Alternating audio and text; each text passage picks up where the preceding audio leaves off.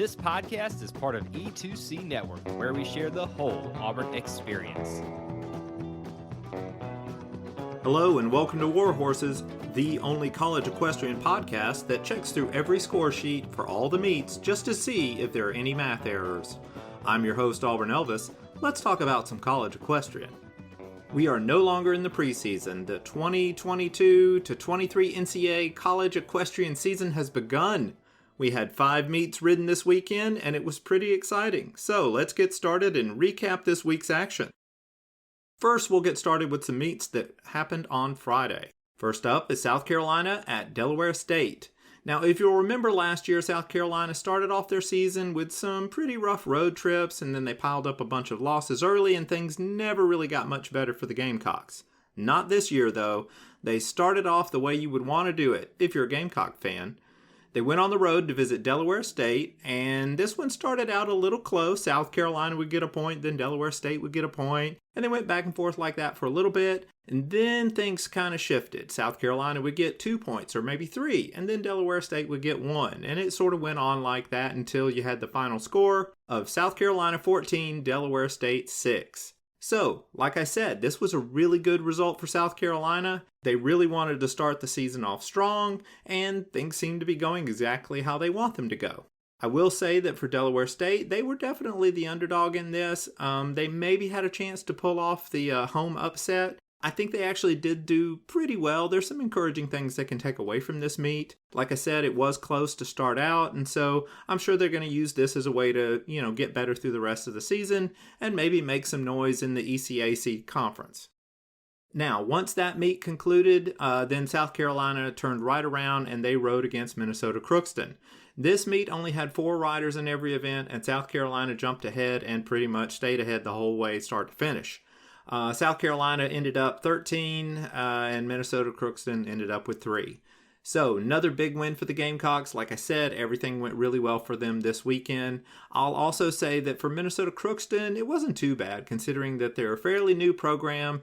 South Carolina is a lot more established, has a lot more athletes. So, this being the first meet for the Golden Eagles this season, I think they're going to be able to use it as a way of getting their younger riders, in particular, more used to some big-time NCEA competition.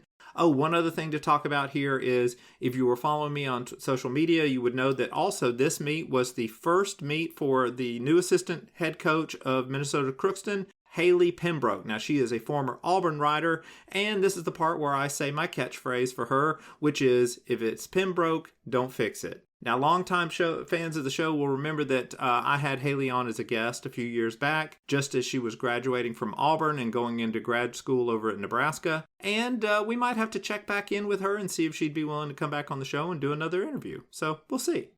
So after that meet, we're going to move on to the main event of the weekend, TCU at Texas A&M. Now, this one figured to be very interesting. Texas A&M is ranked number 2 in the NCEA's preseason ranking. TCU is ranked number 3 in those same rankings. I personally have not come out with my rankings yet. We don't have all the teams kind of, ready to compete. So I'm still looking at all the stuff and who has lost whom from their starting lineup, all that good stuff. So basically, I'll just say that it's okay if you want to go off the NCAA rankings because these things have a way of working themselves out. I was actually pretty certain that Texas A&M was not the second best team in the country, but, oh well. They lost about half of the riders from their starting lineup last year for graduation, whereas TCU only lost, I think, 2 riders from last year's starting lineup. And so even though this one was over in College Station, a place where TCU had never won before, I really like the Horned Frogs' chances to pull the upset because, again, they're returning so much talent from last year. Well, once the meet got going, Texas A&M jumped out to a little bit of a lead. They did really well considering how many of the starters they were replacing from last year. But every time they would go out to a little bit of a lead, TCU would come back, and it would go back and forth like that for a little while, well, pretty much the whole day, until the final ride. Texas A&M was ahead by 1 point, but then TCU took that final ride, so then that tied everything up at 10-all, and then they had the tiebreaker calculations, and TCU was the winner. So, decent little upset there. Actually, also was first time TCU had ever won in College Station. So, another notable stat for that one. But this was a really big early win for TCU. Actually, if you'll recall, last season, they did not start out in the fall very well at all. They lost almost every meet in the fall, and then they kind of flipped that in the spring and won almost every meet in the spring. So, tale of two seasons for them, or two semesters for them, really. Well, this time they started out really hot, pulled the big upset of Texas A&M. And now, it looks like they're going to be going back and forth with Oklahoma State potentially this season, back and forth. So we'll see how that goes. I will say that Oklahoma State returns almost everybody from their national championship starting lineup from last year. So yeah, we'll see how that's all going to go. But we're not really talking about Oklahoma State this week. We're talking about TCU and Texas A&M. I'll say that for Texas A&M, they almost won this, and they don't have anything to be ashamed of, especially because they were replacing so much of their starting talent. They held on to the lead for most of the entire meet, and that was a little surprising considering how much they were having to replace there. That just goes to show that they have a lot of talent over there, and I think once they get a couple of meets under their belt, they're probably going to be a challenge for anybody in the country. Now, on a side note, I will say that there was another little interesting development that happened with this meet. There must have been some confusion at the way that the tiebreaker totals were calculated because TCU and Texas A&M reported different tiebreaker totals. So that got me interested. I went in and I looked at the online score sheet that was being updated throughout the meet. And I ran my calculations on what I thought the tiebreaker total should be just to see who was right. And I came up with a third set of numbers that was different from theirs. So it was really confusing. Over the weekend, I would poke back in and check and see, well, has anything changed on that? It had not until Monday morning. Then the official score sheets made their way online, and I was able to actually look at those and check the math and confirm that the numbers that Texas A&M had reported on Friday were the correct tiebreaker scores. So with Friday out of the way, let's go on over to Saturday's action and take a look at Minnesota Crookston at Delaware State. Now, with this meet, I thought it was going to be a little bit closer than it turned out to be. It did not turn out to be very close. So I guess there's a decent gap in talent between Minnesota Crookston and some of the other schools in the ECAC. Particularly the ones that have been doing this longer. So anyway, all that to say, Delaware State pretty much ran away with this one from start to finish. The final score ended up being 12-3. So, even with that loss to South Carolina the day before, Delaware State picks themselves right back up off the mat, and they get in there and pretty much put it over on Minnesota Crookston. That gives the Hornets a nice conference win. So they're technically leading the ECAC conference, but it's pretty much because nobody else in the conference has ridden. But that's okay. Good job anyway, Hornets. Now let's take a look at the final meet of the weekend, Lynchburg at Dartmouth. Now these are both single discipline teams, and if you'll remember back in April, Lynchburg was able to upset Sweetbriar and take home the single discipline national championship. And this Saturday, they began their defense of their crown by going on the road to Dartmouth in Hanover, New Hampshire. And the Hornets looked every bit as good as they did in the national championship tournament, nearly sweeping Dartmouth by the final score of 7-1. Now, there was another interesting detail about this meet where the official score sheet that was posted on Monday morning, once I reviewed it, I discovered that there were a few minor math errors in the tiebreaker totals. Now, obviously, this meet did not end in a tie, so the tiebreaker totals were not needed. But they were still incorrectly calculated, and that's just something you don't want to see on a score sheet regardless of whether or not that part is needed. Your score sheet should have correct math on it because math is very important to this sport, especially if you were to get a tie.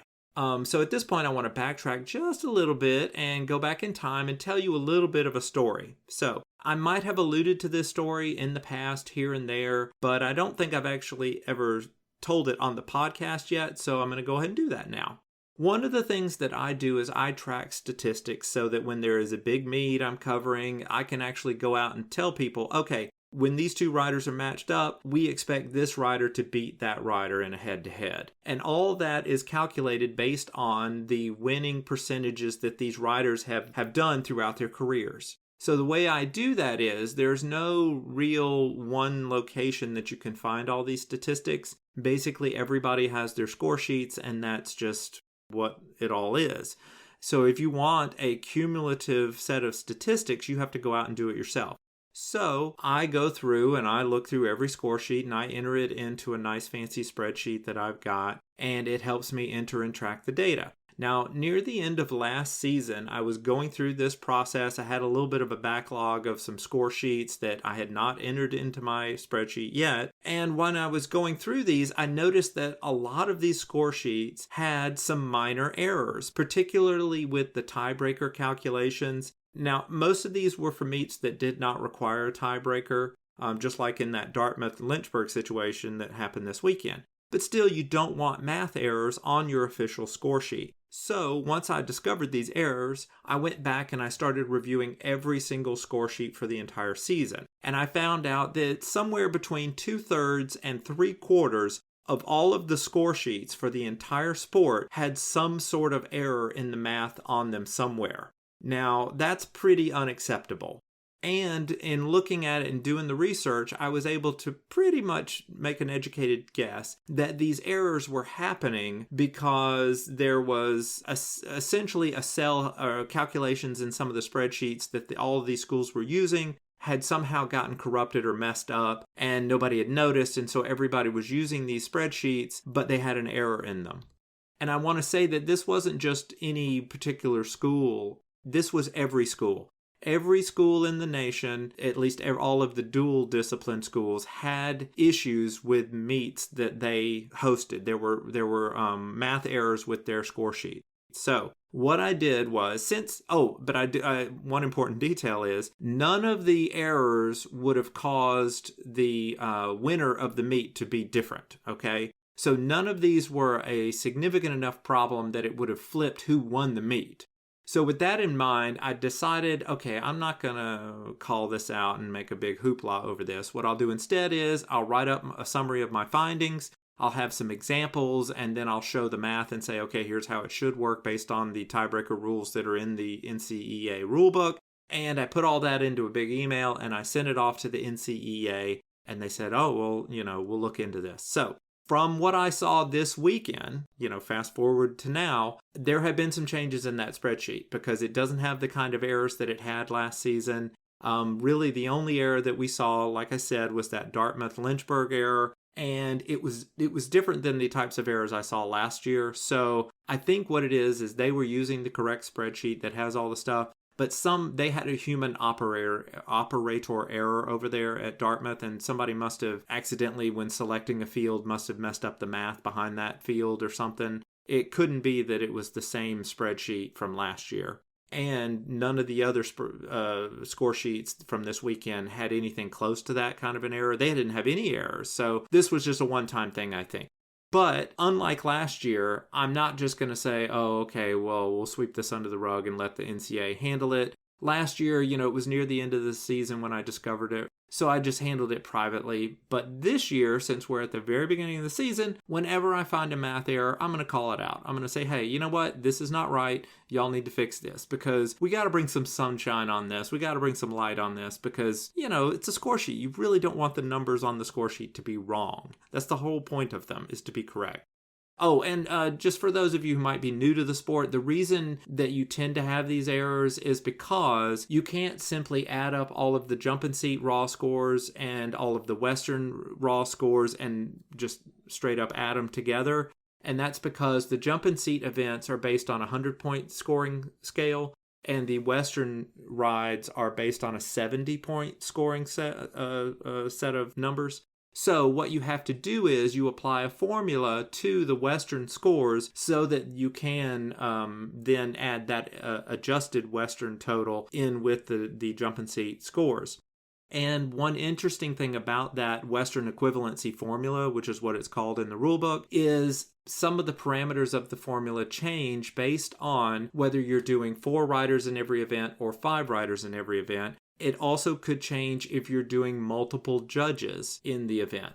A lot of the errors I saw last year were meets that only had 4 riders in an event. They were using the formula as if there were 5 riders in the event, and so it threw things off a little bit. Again, not significantly enough that it would have changed the winner, but still, you just don't want those errors on there. So going forward, I think everything should be a lot better, but as these little errors pop up from time to time, I'm going to let everybody know because, again, we don't want errors.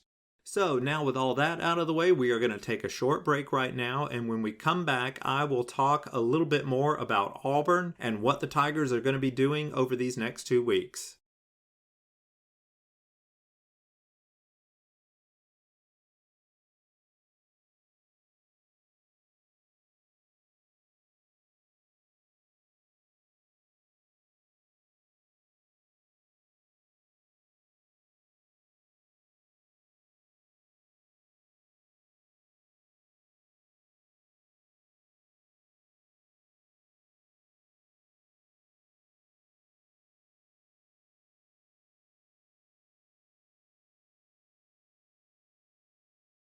Okay, now let's talk about Auburn. I know a lot of the listeners are probably here to talk about Auburn or to hear about Auburn, so without any further ado, let's do that. Now, this past weekend, it was homecoming at Auburn, and the Auburn equestrian team from last year was in town because they were being honored at the football game for their SEC championship. Now, typically, the same weekend that they do that, the equestrian program likes to have a kickoff banquet. Well, it's not really a banquet, it's a party. And invite all of the big donors from the Heritage Club, and they give a lot of money, and so they reward them with this little party, and it basically keeps everybody excited about the way the program is going. Now, I got invited. I went last year. I went again this year. And it was a really fun time. I met a lot of folks that I was excited about meeting. And so basically, as soon as the thing ended, when I got back in my car to leave, I recorded my immediate impressions of the evening. And now I'm going to play those for you. All right, everybody. This is your friend Auburn Elvis. And I have just left the Auburn Equestrian Kickoff Party. It was really fun. I kind of came out of my shell a little bit this year. Last year, I was a little, nervous about just going and meeting these people because, you always wonder, do they get it? Do they understand that dude in the Elvis costume is not really here to hurt anybody? He just happens to be an expert on college equestrian. So anyway, this year I took full advantage of it. I said, hey, you know what? I need to go and meet these parents of these names, these girls that are such good riders. So I met the Tordoffs, okay? First, I'll say they are all very tall people. That's great. I'm a tall person, so, they were very nice, had good things to say about their experience. Oh, the Jazz Hands story came up.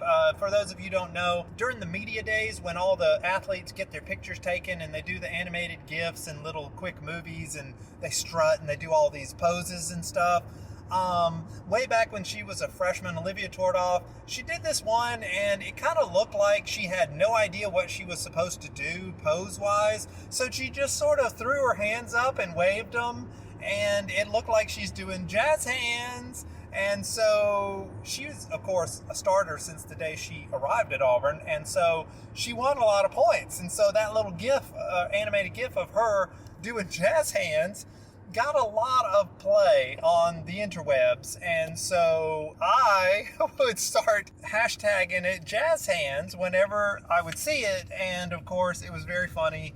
And to this day, I have nicknamed her Jazz Hands. So if you see her, you could call her Jazz Hands because that is a legitimate nickname for Olivia Tordoff.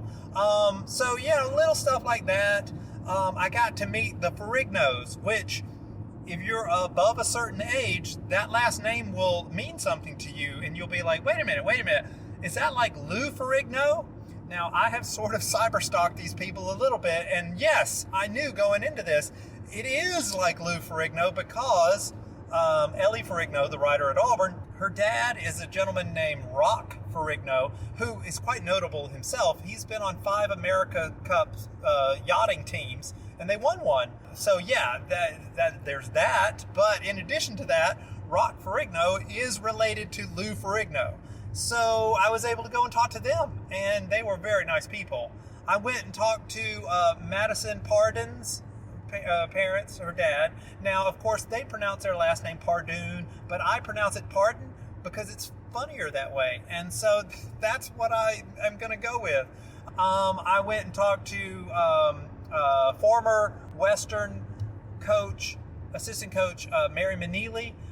Boy, you know what? She seemed like a lot of stress has left her life now that she's not in college coaching anymore. It's really funny how that works. We talked about it, and she's still in the industry. She basically is a consultant to get these girls knowledgeable about what it's going to be like, going into college. What can they do to maximize their college opportunities, to be noticed more, to get the training that they need. So she's a consultant for young riders to get them their best opportunity to succeed in their riding. So she's real happy. I got to learn all about that. I got to meet the new Auburn Western assistant coach, who is Taylor Searles, the all-everything, all-American, all-SEC Taylor Searles. So I interviewed her a little bit. I didn't record it because it was kind of a party, and I'm not at that point where I want to be obnoxious as a reporter yet. I'll do that later. And so I didn't stick a microphone in her face, so I don't have a recording of what she said.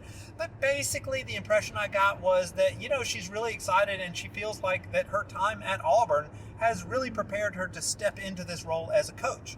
I did ask her a tough question about, consistency, because that was a problem on the Western side for Auburn.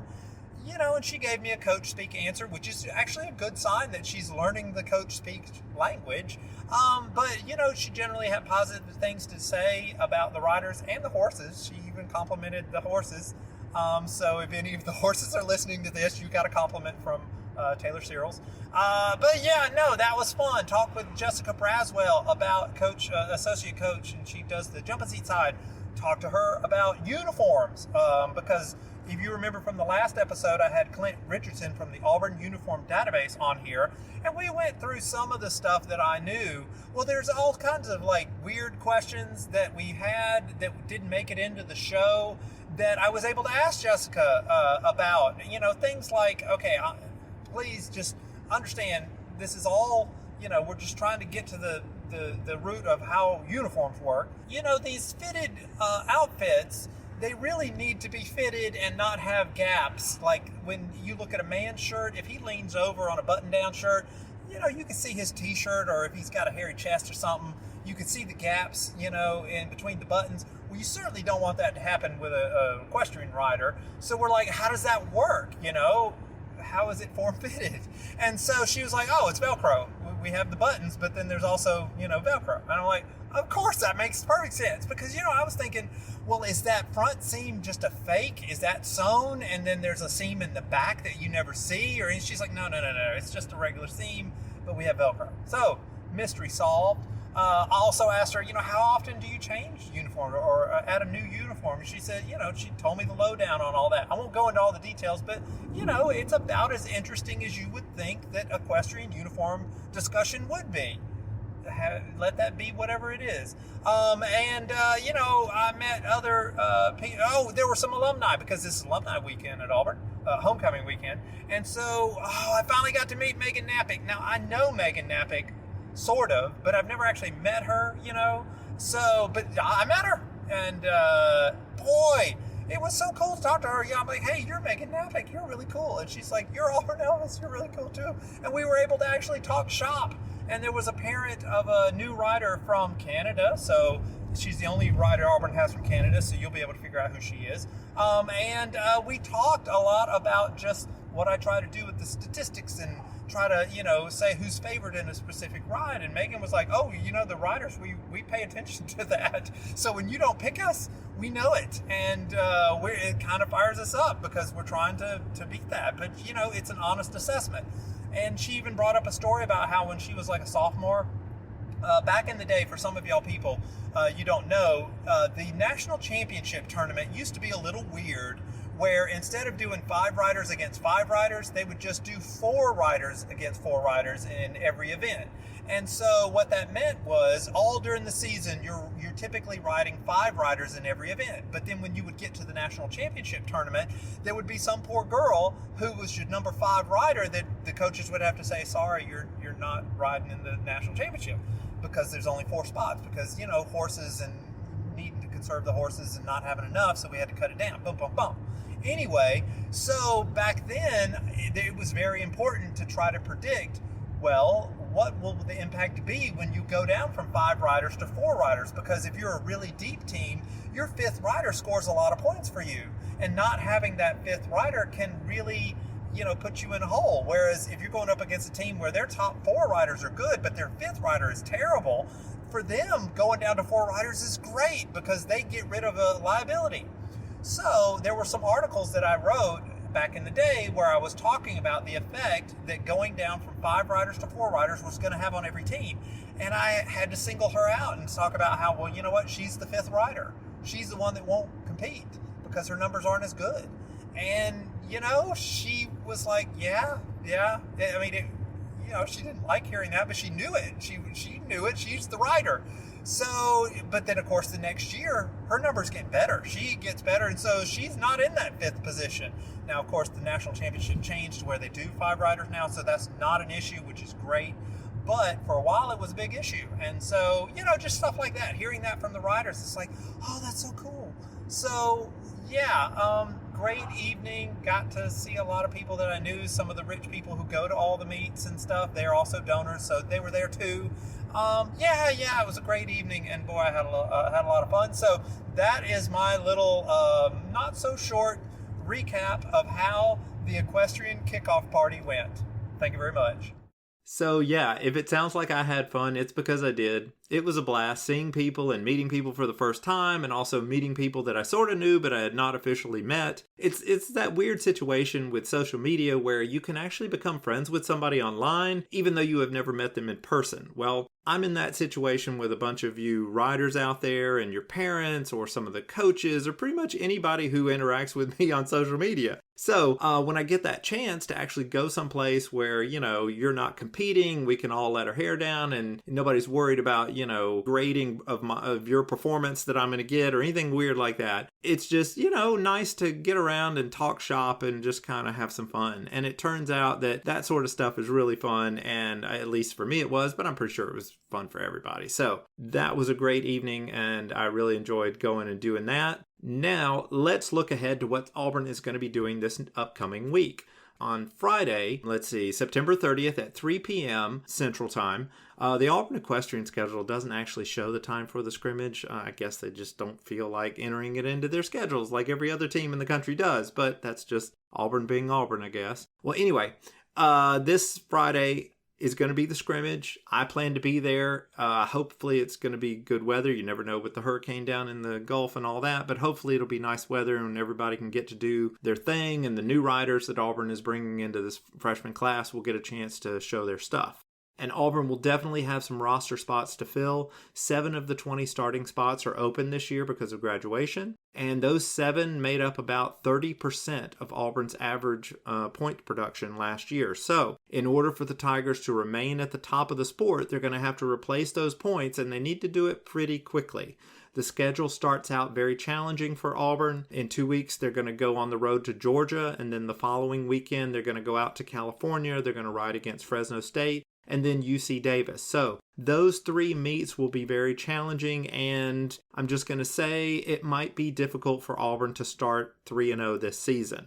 It's possible, and hopefully from what we see at this scrimmage on Friday, it'll give us an indication of just how likely that possibility is.